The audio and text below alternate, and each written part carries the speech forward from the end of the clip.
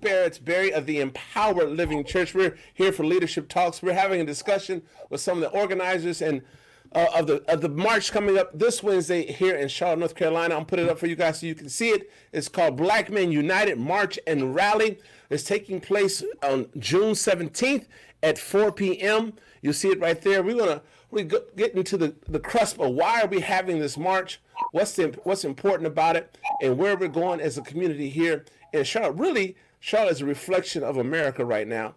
Most tragically, this past weekend, another black man was killed and shot in the back, and I think probably timely for this march. But Commissioner Mark Jerrell, he is a commissioner here in the great county, I'm about to say state, the great county of Mecklenburg County here. He runs his own speech therapy company. Also, he's in his first term, his second year as county commissioner. He's an educated brother. I love educated brother. He has a political science degree and an MBA. Commissioner Mark Jerrell, he's been active in the community for a number of years, but now he's been elected to office. And he really, Commissioner Mark, you've been like the catalyst to bring brothers together. Then also, I'm gonna let you speak. Just let me go ahead and get all the interviews done. We'll come right back to you, Commissioner Mark. And then we have brother. So I don't want to do it over and over again. We have brother Attorney Terry Brown. He's a litigator here in the great city of Charlotte, North Carolina. He's also a candidate for office in the great city of Charlotte. I first met Brother Terry in my neighborhood over there in the Berwick community. He was out there campaigning at the polls, and it's a good brother here. He's active in the community as well, serves on a couple of boards here in the Charlotte community, and he is a voice I think that needs to be heard in this season right now. And then we have Attorney Khalif Rose. He used to be the chief magistrate here in Mecklenburg County. I know he's active in the Black Political Caucus here in Mecklenburg County as well. He has his own law firm, respected voice in the community. As a married man with children, he's also an attorney here in the great city of Charlotte in Mecklenburg County. And so we have some high-end leaders here for Leadership Talk. But go back to Commissioner Mark Jerrell. Why this march and why now? Well, I think now is the opportune time. But before we get into that, I just want to say thank you so much for having us. Thank you for highlighting this march and the effort that we collectively are trying to bring about in our community. It's a call for change. As you hear across the country, the people are crying out for a change. What we see is nothing new, but it's certainly when you look at the leadership that we have right here and you called it right, the great state of Mecklenburg, when you look at all the black leaders that we have, certainly we have the resources, we have the collective power to come together and really commit to change. And people on the street are saying, listen, we want to know what you're going to do. And so as black men, we thought it was important for us to come together to say that we are ready to take up this mantle. We're ready to lead. And we want to let our voices be heard as well in this effort. Very good. Very good. So, Brother Terry, why are you part of the march? What brought you to, when he called you and said, let's do this march, what was the impetus to get you to get involved? Yeah. I mean, I think you don't have to look any further than what's been going on these past few weeks and think about the impact this had. You've been seeing it go on all across the country, and people are really wanting to hear their voices heard.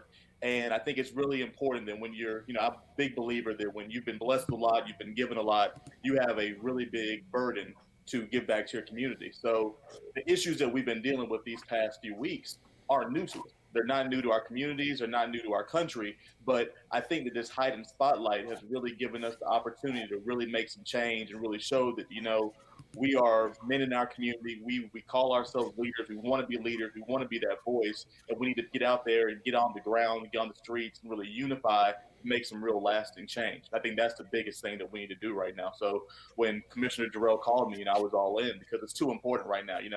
You have to strike while the iron's hot, and this is a moment that we're not going to see again. And if we don't capitalize on this moment and use our collective voices, then what is everything we've been doing for? What's it worth? That's right.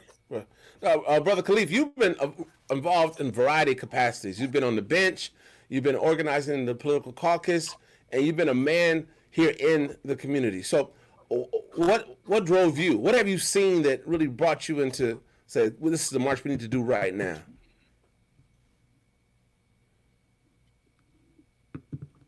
Brother Well, Khalid. it's a Yeah. combination of things, and Mhm. I echo first what Commissioner Jerrell said. Thanks for having this. Can you hear me? Yes. Hmm. Yeah, I echo what Commissioner Jerrell said. Thanks for having us on here first to talk about this and lifting the march for sure. But it's a totality of the circumstances. Being on the inside, seeing what systemic and institutional problems exist, and it would have created, these hurdles for folks. I recognize that it's like Terry said, if not now, then when? And so I'm connected to this, and I'm motivated to do these types of things because I understand that what folks are fighting for can only be achieved in the courtroom and in the policy decision making room and on the legislative level. And so assisting and helping folks get those things accomplished is my goal. Very good. Now, there's some issues here in Mecklenburg County. A week ago, I was confronted in my own neighborhood by one of my wonderful neighbors, a gentleman who was from a different creed, and said to me to get out his effing neighborhood, UMF. And I'm like, whoa, man, I live in the same community as him. And I see that being a black man in America actually puts a certain target upon you in a certain sense. And so what are some of the issues that we need to address? What are the issues that we are going to target and seek solutions for at this march? Let's go. Mark, if you want to start us off. Sure. That scenario that you just laid out is a scenario that's too common among particularly black men and black people in general. And so, some of the issues that we have at the top of the list, I say racism is certainly at the top of the list. Mm-hmm. Dealing with racists is at the top of the list. Inequity is at the top of the list. Policing, as we, have seen in video after video, tragedy after tragedy, certainly at the top of the list, and are one of the elements that we certainly want to address. I can say on the Board of County Commissioners, we'll be bringing a proclamation for tomorrow that proclaims racism as a public health crisis here in Mecklenburg County. Very But nice. as it relates to the march, you know, I have been afforded a great opportunity to have access to brilliant brothers and individuals in this community, like Brother Khalif and Brother Terry and others. And so, with that, we have a tremendous responsibility to make sure that when you talk about policy and those issues, that we don't that we are overt with calling out racism, calling out discrimination, and calling out all the injustices that we have been subject to for generations at this point. Yes, yes. Khalif, what do you think? What are some of the issues you want to talk about? Well, I think Commissioner Jerrell hit them the best that we can say, but there's a number of issues, and I think right now it's immediate on folks, and we don't want to seem tone deaf. When you have a march like this, racism encompasses a lot of things, and so it's a broad spectrum. But if we're attacking systemic and institutional racism, I think that's where our collective efforts can be approached. In your situation, by all means, extremely unfortunate, and all too often that happens. Um, those one-off situations where they're a personal internal reflection of what racism looks like, I think are much harder to deal with because you're trying to change people's hearts. However, when you're talking about changing institutional racism, that's policy. And when you have folks in place that can change policy, and you have folks that are connected and driving for that change, that's when you have a difference. And so one of the times on the call, we talked about this and we said, well, listen, unlike most times where you have folks that are marching, and now after they march, they got to go help folks get elected that can go make the change. In this situation, a lot of the folks that are marching with us are folks that are already in elected positions that have the ability and the power to make the change that we're asking for. We're not saying and trying to convince somebody, hey, what I say is wrong, and I need you guys to go change it. No, they are part of the discussion. They are part of driving forward the change. And I think that's why this would be so much different than what we've seen in the past, where it's harder to convince someone of the wrongs that they're doing when the people that are doing the convincing are victims of that same issue that we're trying to articulate. Very good.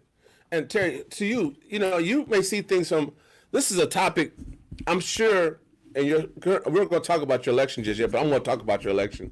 I mean, right now you're on the campaign trail. What are you hearing as relates to the issues? Your ears to the ground on a regular basis. What are people saying that they want to address? We're talking about racism, yes. Anything else that comes up and emerges in your conversations you're having right now?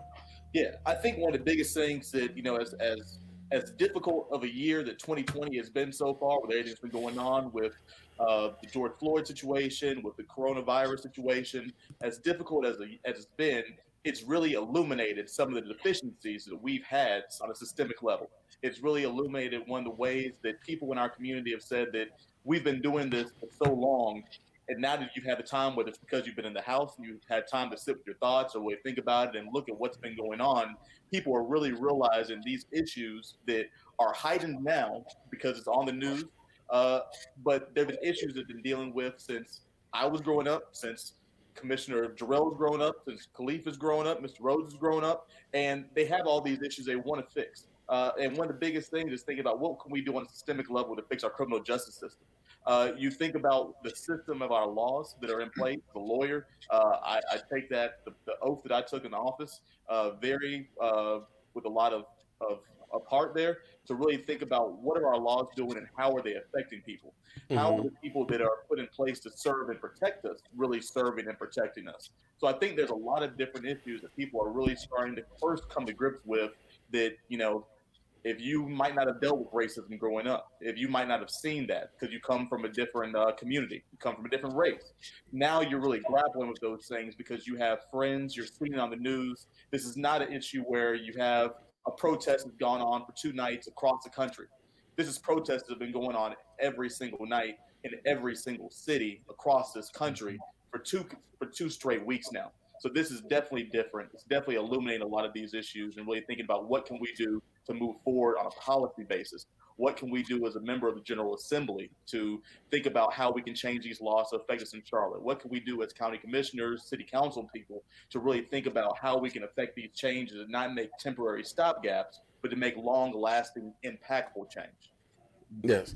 You know, what's unique about this is it has been ongoing protests for 2 weeks. And I'm not certain historically if there's been an ongoing protest like this since the civil rights movement, where it's been consistent. Definitely has not been this large because this is a global protest that's taking place as well at the same time, not just here. But some of the protests have gone to become, I guess, civil unrest. And we had a show on recently, had a film, the last show, about what took place in Minneapolis, and the filmmaker was there and captured it. And people were giving their heartfelt responses as to why they felt they understood civil unrest was warranted, but they didn't appreciate it. But some thought they appreciated it, but they understood the reason why. Charlotte has had some problems. We've had some tear gas problems, one, on the people of this community, which is actually illegal international. International law prevents you from using tear gas on civilians. But it was utilized here in Mecklenburg County, and it's been addressed. But why do you think civil arrest, when it happens, is it justifiable? Is it a means of communicating? What do you guys think? Who will take that first? I'd like to jump in if I could quickly. I'll say this. I made a video on behalf of the caucus a week ago, or maybe 2 weeks ago now, that talked about, not wanting to, engage in violence, the destruction of property and things of that nature. But I wanted to at least have an opportunity to clarify my thoughts on this, which is that it's hard for the oppressor to say the manner in which the oppressed can voice their frustration. The same way as I would say that when a person is outraged or frustrated or protesting, it's hard for the person that is actually encouraging or making that act start to say, now the manner in which you are protesting is not justifiable. And I will not condone violence or condone destruction of property, but I can say that I can understand that the fire that rages in folks and their inability to express it in what folks may say in an appropriate manner, I think would be justifiable, because they're feeling like at every point I turn, I'm always not just figuratively, but literally walking around with a knee on my neck. And the video kind of just was the catalyst that said, okay, I really recognize that I have a problem breathing in this country being a Black person. And my only way of letting that out is by marching. And whatever occurs during that process, if it is some type of civil war unrest, I think it takes a microscope and looks at the wrong um, situation in that instance, and that I think troubles me. So, Commissioner Mark, do you think? I mean, the plan for the march on Wednesday, is it a peaceful march, or what's it going to be? Well, it's certainly peaceful. I mean, we want to be constructive and not destructive. If anything, we want to destruct or deconstruct the system, as was alluded to earlier, right? And so, with your question though, as it relates to civil unrest being justifiable, I certainly believe it's justifiable, and in our case, it's long overdue. You have a lot of people that are reacting to when they've tried to do things the right way. They've tried to be peaceful. They've tried to do things exactly the way that they have been taught and trained. The outcomes continue to be the same, and it's a space where people are highly frustrated. We have a generation of folks, millennials like Terry and others, who are saying, "Listen, this is going to end with this generation. I'm not here to. This march is not to say, oh, we hope this is going to change. Oh, we hope that we're going to do this. We're not going to be singing "We Shall Overcome." We're here to demand change. We're here to be peaceful, but we're here to use our collective power and our voices to ensure that change happens. And we're going to make sure that we are unequivocal about voicing as Black men and Black leaders that this is what we're committed to, and that we're not going to go in the shadows and wait for the next tragedy. We are demanding change today, right now. We are tired of watching our brothers get gunned down in the street. We see too many situations that should never escalate into someone being killed. Right. This is, we could look at Philando Castile, Eric Garner. I mean, the list goes on and on. How many times we're going to see? I saw a brother one time in Florida who was a mental health worker trying to assist one of his clients With his hands up. on a curb. Right, And right. was shot. And so we are experiencing a level of trauma as a people that has to stop. It is not right. And again, I think Chairman Rhodes made an excellent point when he talked about that we have to be the ones to make this change. And so we're committed to that. It's certainly not being destructive, but we're here to stand up as men. Make no mistake about it. We are here to stand up as men and say enough is enough. Yes.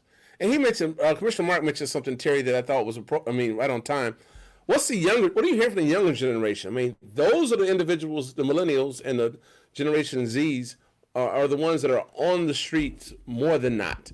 And what are you hearing from that generation? How do you speak to them? Well, yeah, I think one of the biggest things that the millennial generation and even younger generation, Generation Z, who is out on the streets, oftentimes even more than some of the millennials are, Yes. is the general frustration that we grew up and we were told as post-civil rights children, our parents and our grandparents went through the civil rights struggle, went through all those different issues, that our life was going to be a lot different, that things were a lot better at this point now.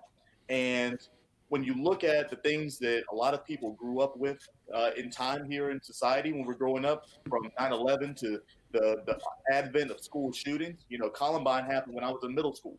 All these different issues that we had to deal with growing up, compounded that with seeing two recessions during our lifetime, right when we were coming of age. The 2008 financial downturn was when I graduated from college, my senior year of college there. We were dealing with all of that. Plus, we're still dealing with the same police brutality issues that our parents and grandparents dealt with. And it just became enough time to say that we've got all these issues, but we've also got all this promise. Enough is enough, and we can't take that anymore. We can't stand for the status quo. We can't stand for business as usual, because doing things the same old way and getting incremental change isn't enough for us anymore. The incremental change hasn't given us the position we wanted to be in, and things continue to be the same. We keep going through the same issues. We keep having the same old sad song is sung multiple times. And if we don't stand up and do something, if we don't show that now is different, it's never going to get done. To the point that we keep trying to hit home. If not now, then when?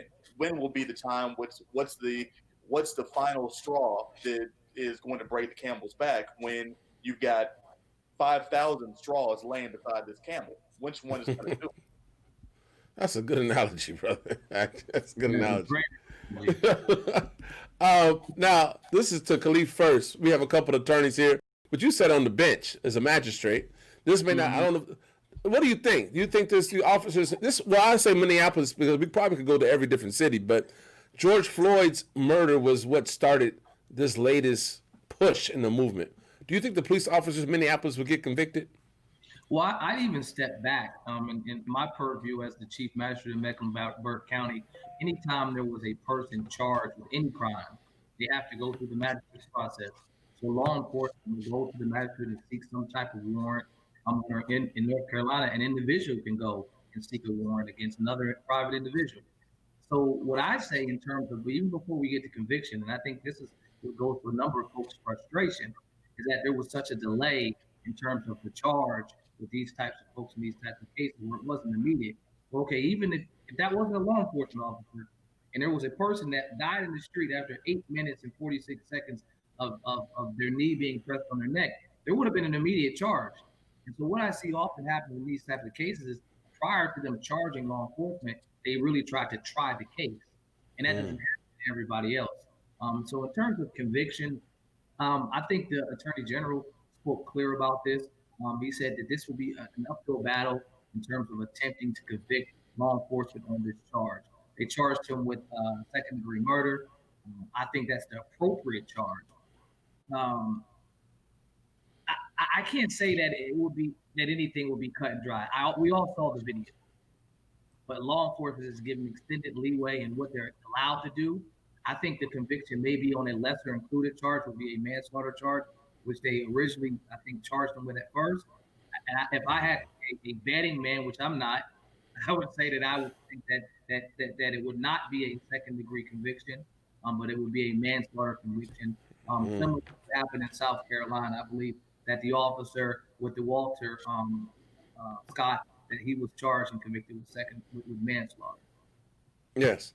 I don't think that's the appropriate charge to be convicted of, but I think under the facts, being a law enforcement officer with this higher burden that is somehow placed on them, I think that's what we'll get. Yes.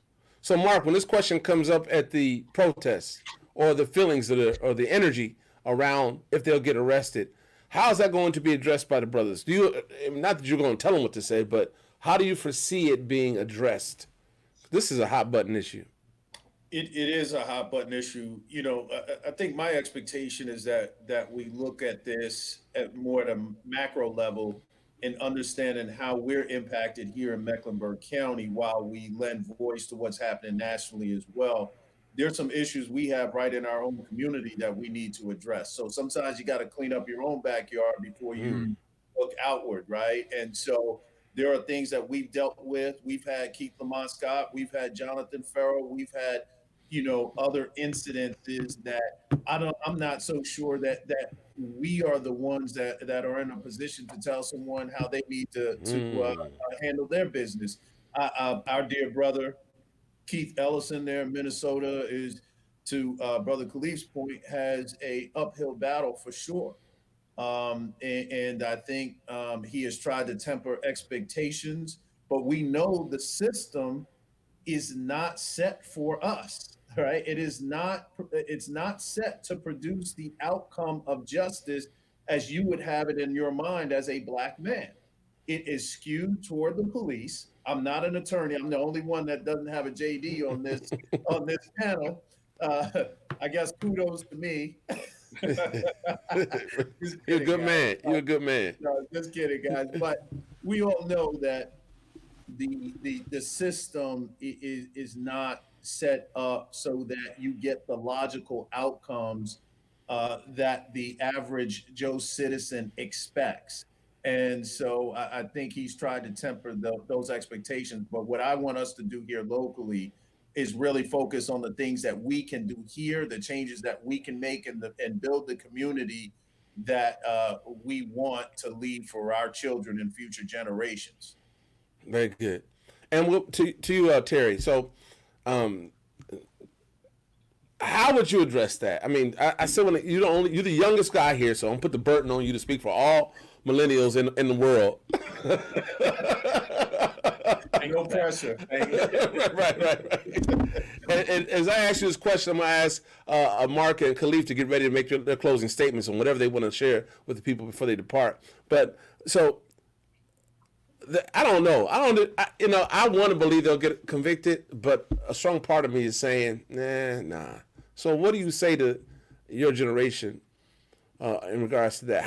What do they do next? Because they didn't experience. They weren't around for O.J. Simpson's victory, per se, and we all have different views of that. But they've only seen one way. So, I mean, how are they going to handle this? Yeah, and I mean, I think the same way that we've been handling it. You know, we've been through this situation before. We've seen Trayvon Martin. We've seen other cases where there have been other African Americans who have been murdered at the hands of the police or others, and we did not get a conviction. This isn't anything new. And I think that one of the things we need to look at is from the point that we've been talking about. The purpose of this march is what can we do on a policy standpoint to make sure that we can get these convictions in the future. You think about what Chairman Rose was saying about the charges that were brought against him and what he might get convicted for, and thinking about the difficulties of those burdens that you have to convict a law enforcement officer. But now we're having those conversations where we're talking about, okay, this concept of qualified immunity, we're talking about getting rid of this concept of qualified immunity now and looking at it. We're thinking about other ways where we can hold our law enforcement officers accountable. Now, I know from my standpoint, I know for a lot of my peers' standpoint, we might not want to hear that. That might not be the answer that we want to hear. We want to see a conviction. We want to see results. We want to see things change. We want to see things done now. But I'm a big believer in changing what we can change. You know, none of us are going to be on that jury in a few months from now. None of us are going to be in the courtroom arguing. You know, if I'm an attorney, I'm thinking about that opening statement. First thing I'm going to do is have 8 minutes and 46 seconds of silence played to show exactly how long that is. That's a powerful thing. And you think about 8 minutes and 46 seconds. And the only thing that we can do is make sure that Attorney Ellison and everybody that's working on that legal team is going to put the best case they can put against those police officers to try to bring justice there. And, you know, as an attorney, I believe in the justice system, but I'm a skeptical believer at times. And I think that the more that we can do to really think about how we can change these laws. They're so ingrained in our system here in North Carolina, how they're ingrained into our system nationwide, into our federal laws, and really put that forward. You know, you look at just not to be on the soapbox for attorneys, and I think that everybody needs to go on their own path, but you look at the distribution of attorneys and be in terms of not just African-American attorneys, but for me personally, even African-American male attorneys is a small percentage. You know, you're thinking about I'd say 5% of attorneys there. So if we want to make that change in those courtrooms, we want to be in those spaces, we need to make sure that we're able to get in those rooms. So I'm not going to fault anybody who gets angry at a non-conviction or a lower conviction about this, because you should be angry about that. But we have to understand that this is a system that we're dealing with, and we have to make sure that we're prepared and able to go into this system and make that change. Because the laws, the system has been set up that was set up 100 years ago, doesn't apply to 2020. And it's not going to apply to 2021 and 2025. Can I piggyback on what Terry said right quick? Yep. And do your last statement too as well. Okay. Well, this was going to be separate from my closing, but I did. Well, do both. You can do it. Go ahead, do both together. Say what Terry mentioned is something as an attorney, which I can see, and that I think a person with a lay mind doesn't see, is that if that qualified immunity is removed, now you'll start having jurisdictions that will say, hey, we can be sued for your conduct. So now I'll start putting training in place, and I'll start putting the things in place to make sure that you don't subject me to litigation. In Mecklenburg County, for instance, we started doing the safety and justice challenge work on the bail policy, yes, because it was the right thing to do. But make no mistake about it, jurisdictions in Texas and California and Philly, they were all getting sued. They were getting sued going against criminal justice reform, and their release policies didn't reflect due process. And so Mecklenburg County was like, you know what? We can get ahead of this and make sure we're not getting sued. So let's do the right thing. If you have qualified immunity and officers are starting to get sued for their misconduct and there's folks' insurance rates are going through the roof, they'll start to say, you know what? Maybe we should take a look at our policies and practices towards these types of people and these types of incidents. So I would say that it's a longer approach to getting what this generation wants, but it's the legal way to force their hand to say, hey, either you'll pay one way or the other. And so I think Terry makes an excellent point that if those types of things start to pass, you'll see significant changes in the way that folks start policing themselves quickly. But you asked for a closing, and I'll say this. I look at pictures from the 60s, in those movements. And what I look at most is that when they really started to get momentum was when it was a collective effort from everybody. So you had, the movements where it was only Black folks out there doing it. But I think when it really started getting momentum was when it was folks from all races that recognized that there was a problem. And it wasn't just a Black problem, but it was a humanity problem. And so what I'm encouraged by now is when I look at these protests of these young people out marching, it's not just Black folks. It's Black folks and white folks and brown folks and yellow folks. Anyone else that feels that, okay, what I saw on that tape was disturbing, and that could be me. And it wasn't just by their Blackness, it was their, that was their child, or it was their son, their daughter that they saw in that image. And I think that was the catalyst that literally has sparked something that we have not seen since the 60s.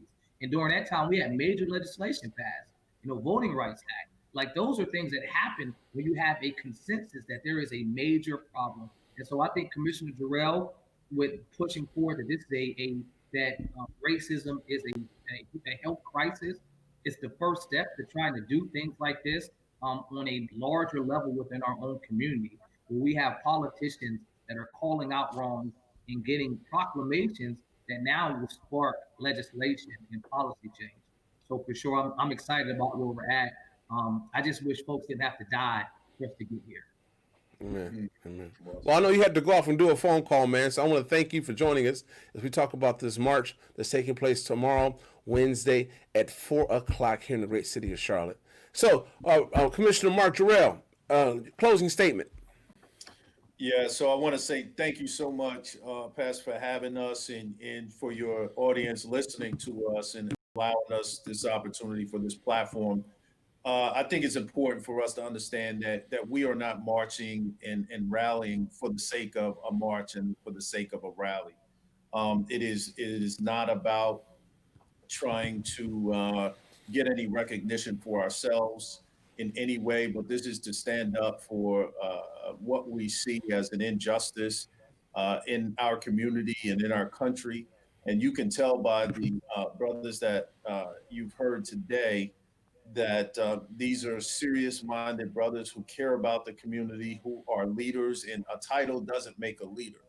But it's those individuals that are willing to step up and call out injustice and roll up their sleeves and say, hey, I'm going to do my part. And that's what these brothers have done. And I'm so appreciative and grateful to leaders like Terry Brown, like Chairman Rhodes, and Councilman Mitchell and Graham and all the other individuals, Teddy McDaniel and Don Thomas and everybody who has stepped up. And I'm leaving out some brothers and I apologize for that. But, these are guys when they were called upon to be a part of this, the same response came out. We're in, I'm in. And that's why you see our hashtag, we're all in Charlotte Neck. And, we want to continue this conversation well after this march and rally on Wednesday.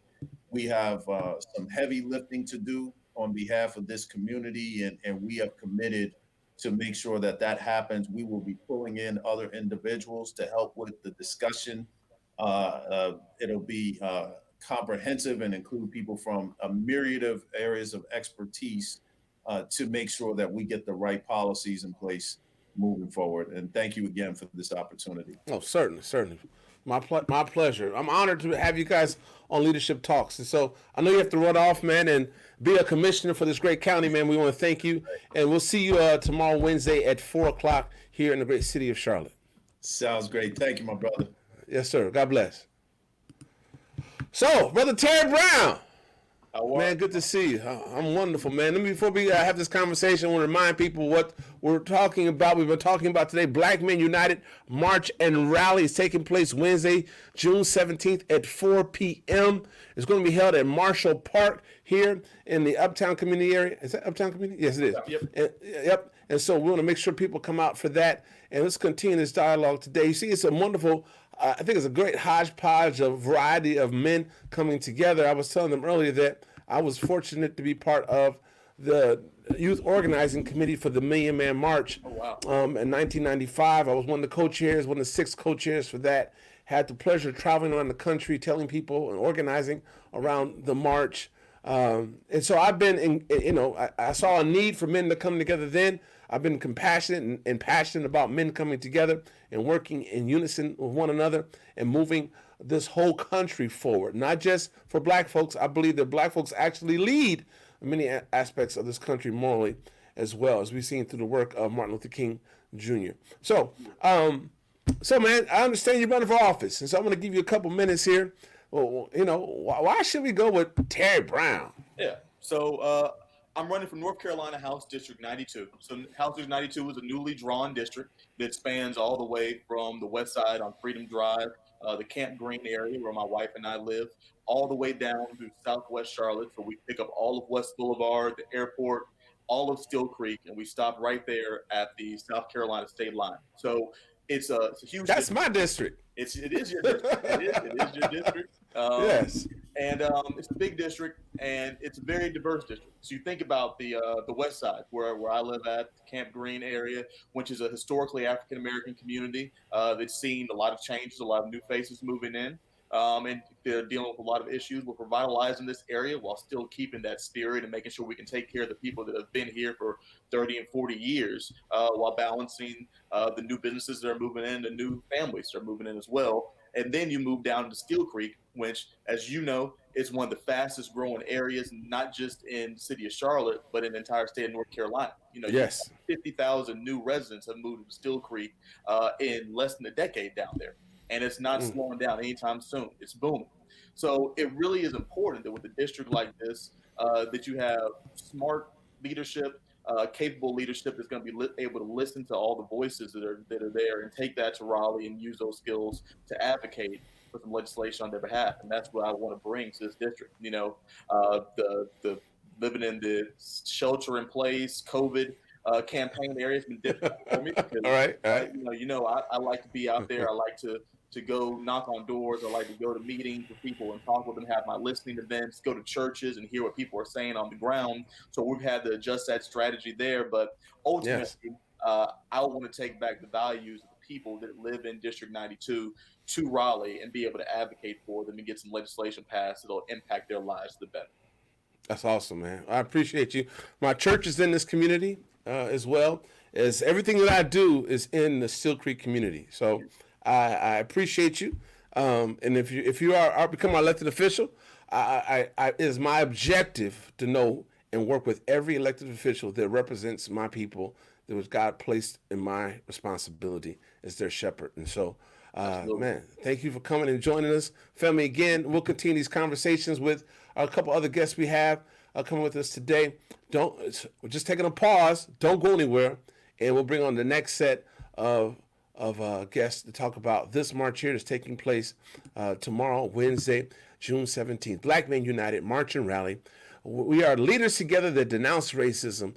Wednesday, June 17th at 4 o'clock at Marshall Park in Uptown Charlotte. Again, my brother, thank you. And we're going to make way for the other brothers to come on and continue this dialogue. Thank you. I appreciate the opportunity today. Take care. God bless. God bless.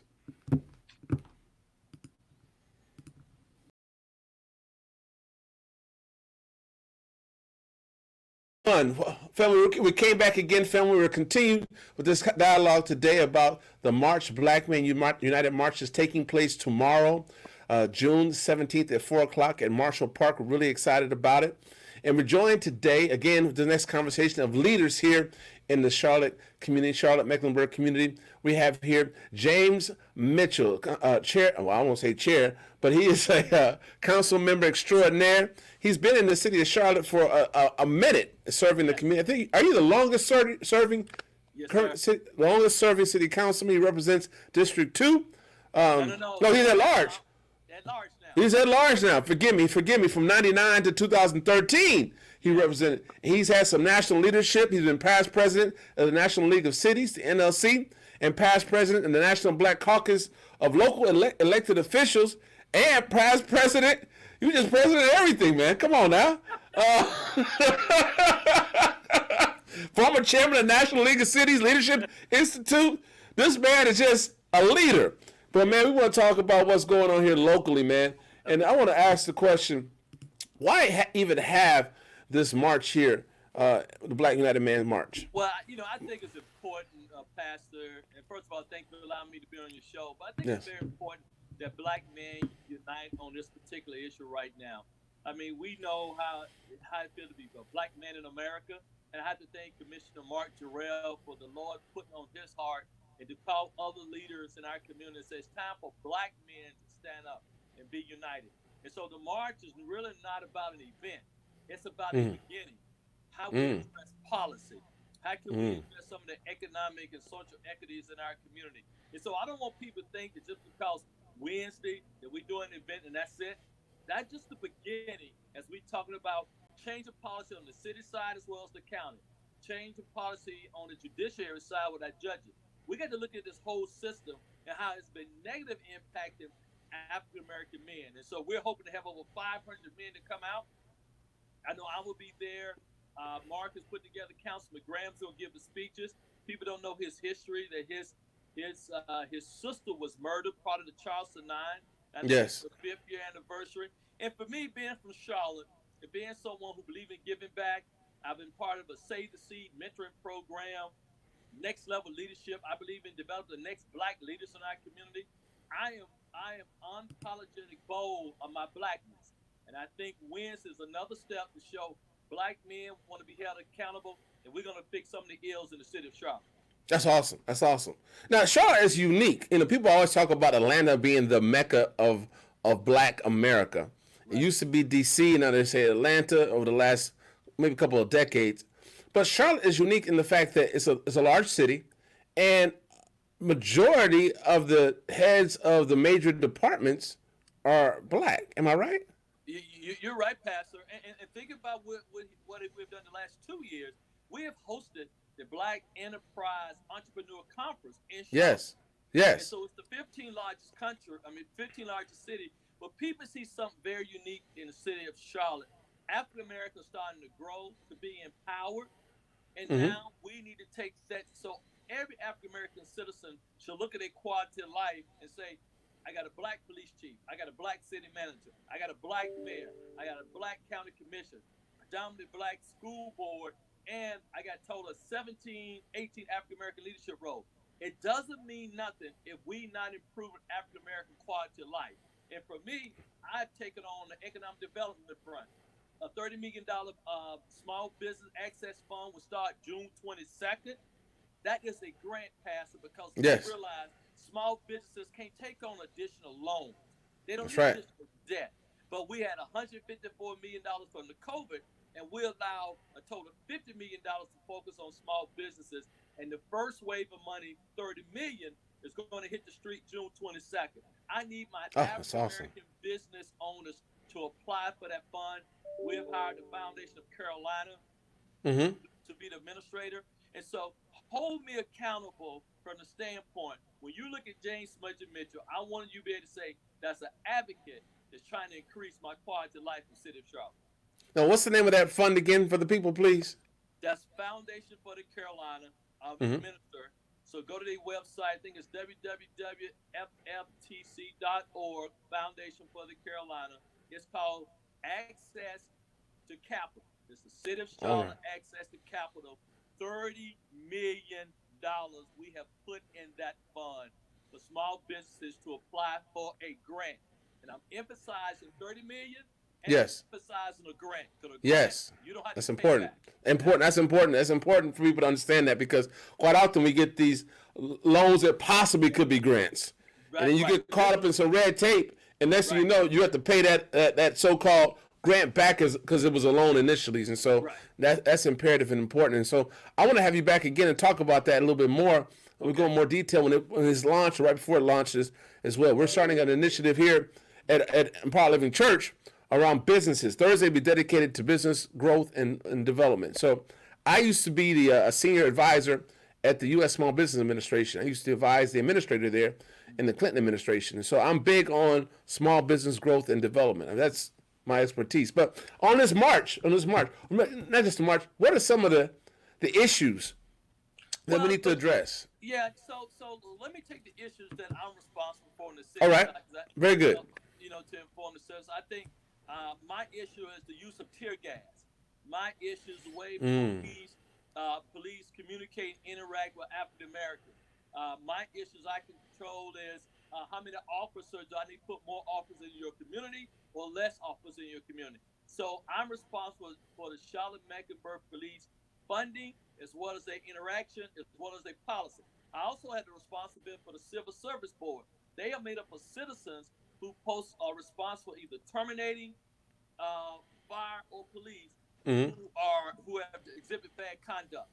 And then, and one thing I would share with you all that I got a bigger role. I'm the vice chair of the safety community, which is our public safety committee. Please email me, call me on things that we need to do to make sure we are moving our city forward. I tell Mayor Lyles every day, I do not want to see you on CNN about anything related to CMPD. We have not done our job. And so understand what happened in Minneapolis, Minnesota. We got to make sure that behavior does not happen in the city of Charlotte. Yeah, man, that's good stuff. That's good stuff, man. And you mentioned the mayor, and I think people should also understand she is the mayor, but we have a city manager as well. As well. And the mayor's position is a part-time position. I actually ran for mayor of the city of South Bend against a guy by the name of Pete Buttigieg. Yes. Pete won, and he ran for president. I lost and became a pastor. But that's all good, though.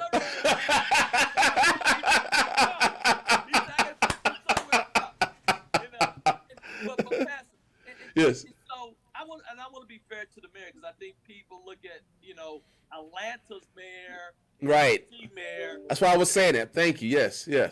What about our mayor? And they're two former governments. Atlanta mayor and DC mayor, both powerful female sisters, but the buck stops with them. They have a strong form of mayor government. The mayor wants to show.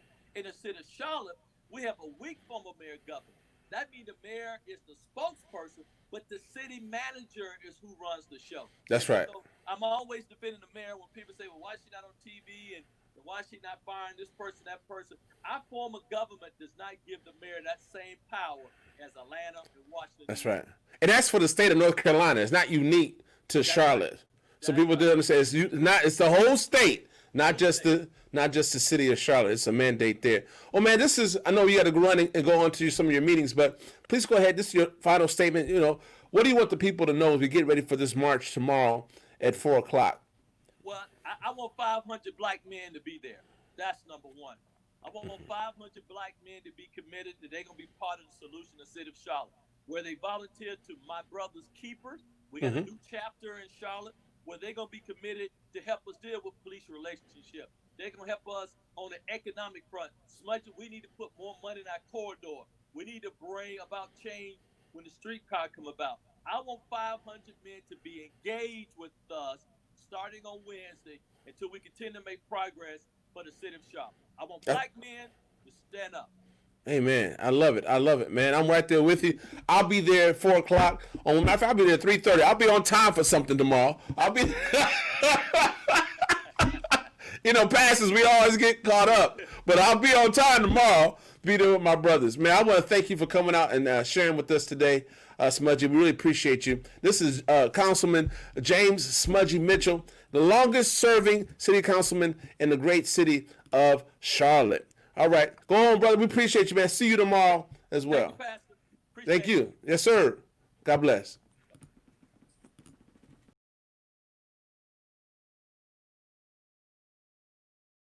Family, welcome back. We're going to continue this conversation that we've started. You just heard from a wide variety of leaders. We're going to continue. We have another leader here. He is not an elected leader, but he is a leader within this community, the city of Charlotte. We call it the city of Charlotte, but I believe he's more than Charlotte. He is the president and CEO of the Urban League of Central Carolinas, which is more than Charlotte. It expands that. But this is Teddy McDaniel, and he's a leader in his own right. He's expanding economic opportunities for the people of this great community here. Teddy, it's so glad to have you, man. Thank you for joining us. We're talking about Black Men United. Black Men United. Thank you, man. So tell us, happy to be here. Hey, I know you're short on time. You're about to go to another press conference, man, but I want to have you here. Why have this march, Black Men United? Well, the timing is everything. The country has been gripped the last 2 or 3 months with issues with police brutality and Black men and Black women. So from Ahmaud Arbery to Breonna Taylor to, of course, George Floyd, even locally, in Charlotte, we have had issues. A year ago, it was Dan Quirrell's Franklin. We decided that it was time for Black men to not just be victims, but show our leadership when it comes to asking for and demanding change in the community. Racial unrest is part of the American phenomenon right now. But locally in Charlotte, we want to make certain that the community knows that Black men are proud, and we're going to have a voice in the change we need to see going forward. Yeah, Councilman Mitchell said he's hoping for 500 men to show up tomorrow at Wednesday at 4 o'clock. Over 1,000. Our goal really is all right. Well, every conversation goes up. That's good. So 1,000 tomorrow. That's Wednesday, June 17th, 4 o'clock, Marshall Park. Tell us. Leave us with a statement, man. I know you're off to another press conference, but what's on your heart? What are the people of this city really need to know going forward? So it's a couple things. We're doing this really for one reason. We want Black people to stop dying. I need to be clear about this.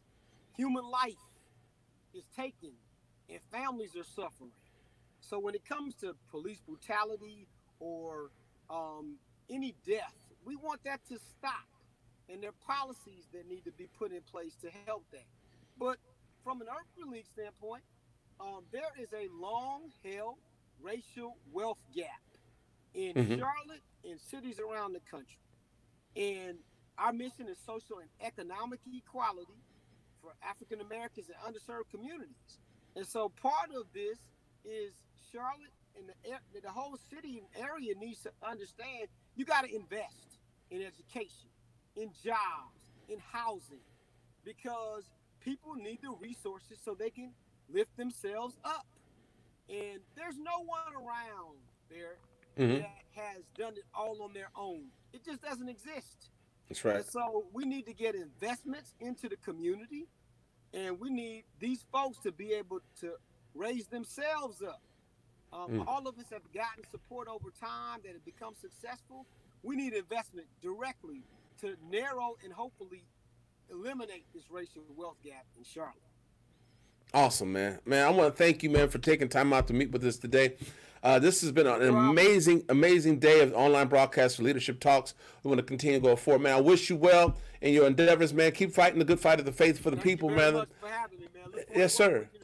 Okay. Yes, sir. All right, family. This is Teddy McDaniel, President and CEO of the Urban League of the Central Carolinas. Peace. Thank you. Peace. Hey, family, this is Pastor Barrett. Man, I want to thank you for joining us today for this conversation we had with the brothers here. We're planning for the march that's taking place tomorrow, Wednesday, June 17th. This is Leadership Talks, and I thought it would be appropriate to get them together, to share the information, to get people motivated to go out and make a difference for our community, for Black men to stand up and say, we're going to take responsibility for how we will lead us into the future. Yeah, it's that day. It's that age. That's that. I'm so excited about tomorrow. It reminds me of the Million Man March back in 1995, where over 1 million men came together and took an oath to make a difference in our communities. And so we're going to continue that tomorrow. So I encourage you to come out tomorrow, Wednesday, June 17th, 4 p.m. on Marshall Park for this wonderful engagement. So I have to apologize for the technical difficulties. We put this together on the fly in just a few short minutes, but I want to make certain that information got out to everyone. Come back and join us this Friday for another Leadership Talks. We have a great conversation. We're going to be talking about the changes of the economy as relates to the movement. I'm joining with my dear friend Torian Sitton, and we'll have this conversation about what's taking place here in Charlotte and around America as we discuss the movement right now about Black Lives Matter, having these conversations about race with our brothers from different walks of life, from different cultures, races, and the like. And then on Sunday, we'll have a panel of pastors to come and talk about their experience being pastors right now in this season. And then we'll make a transition next week. We'll transition and we'll have some conversations about economic development, business growth, and the like. And we'll be doing those on Tuesdays and Sundays going forward. Really excited about what God is doing in this community. Really excited what God is doing in America right now. Even though it doesn't appear so, but I trust God. I trust God that He has put things together. The word of the Lord says, be still and know that I am God. God gave us an opportunity to pause and be still and to be locked in, shut in, being quarantined. It was a great season, and some of us are still in it. I'm still in it to a particular degree. They were still in the season and trusting God and seeing that He is almighty, all-powerful, and increasing our faith by walking. This is your season right now. If you're not doing it, it's your season to start a business. It's your season to start investing in the market. It's your season to start investing in options or straightforward in the marketplace itself. This is your season to make sure you have the correct life insurance for you in preparation for the generations after you. This is the season to apply for that new career opportunity. This is the season to grab the plow and dig in. Yes. If you're a believer, it's your time to believe and trust God to be God. Amen. I'm excited about it. So normally this is our Bible study night, but we couldn't let this pass without getting the brothers together. So we're going to end now. Let's pull out a prayer. Father God, we thank you for this opportunity to present ourselves to you, dear Lord. You're awesome and amazing, God. You are amazing. Thank you now, God. With the anointing, let it fall fresh upon us this evening, dear Lord. Empower us so we may rise, empowered to fight the good fight of the faith and continue to see victory after victory after victory because you had victory over the cross. So, Lord, now, we are turning from our wicked ways. We are seeking your face. We are praying. So, Father, now heal the land. Heal the land and its people that dwell upon it. In the name of Jesus we pray. Amen. All right, family. It's Pastor Baird of the Empowered Living Church, Leadership Talks, and we're going to go on and enjoy the rest of our evening. Love you, and there's absolutely nothing you can do about it. Go to our website, leadershiptalks.io, to get more information about upcoming leadership talks and to see some of the past ones, and visit the website, empoweredliving.church, to find out more about the ELC coming to you soon. All right, check this out right here. It's coming up tomorrow, Wednesday, June 17th at 4 o'clock, Marshall Park in the great city of Charlotte, North Carolina, which is the 15th largest city in the United States of America and the largest city in the Commonwealth of North Carolina.